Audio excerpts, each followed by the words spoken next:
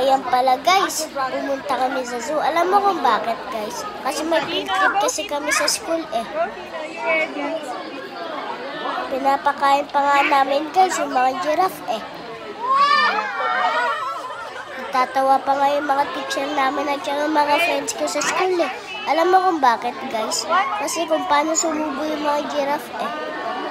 Sayang-saya pa nga ako guys eh. Ayan pa nga, may mga ibon pa nga eh. Ang ganda-ganda pa nga ng mga ibon oh. Nakakatakot pa nga yung mga ahas dito.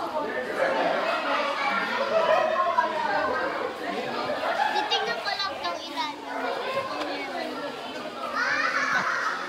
Nagpicture pa nga ako sa totoong ibon oh. Ganda-ganda, nakatayo lang dun eh.